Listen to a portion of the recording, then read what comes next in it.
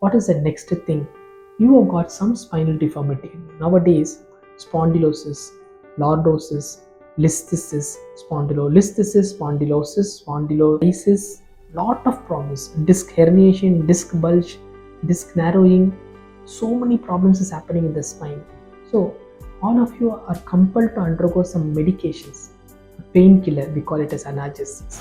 Some sort of swelling and local redness and bulges happening, so you are compelled to take NSAIDs. So analgesics, NSAIDs, some vitamin supplements is becoming a part of your medications routinely when you are affected by some spine disorder. Am I right? So what are we going to do? Is this treatment medication is going to give a complete recovery, or it is a short-term treatment wherein you're going to get a completely result of your spinal deformity?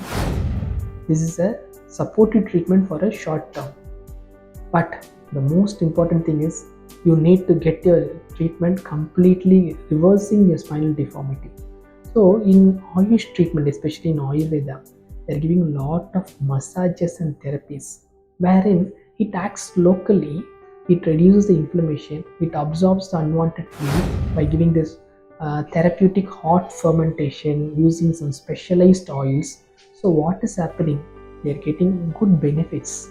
So this is acting locally. If you are taking physiotherapy, it is a short-term treatment, but this is giving a good remedy by giving anti-inflammatory measures, anti-analgesic effects, and it is like muscle relaxant. Now what happens is when the spine is going for an abnormal position, the muscles that is supporting the spine is going for some sort of abnormality, the muscle wasting or muscle wear and tear or lack of muscle strengthening.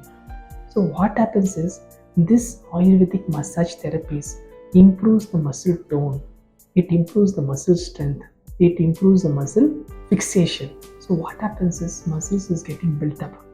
So once the muscles is getting put to the level of expectation, automatically the spines will maintain its configuration and posture.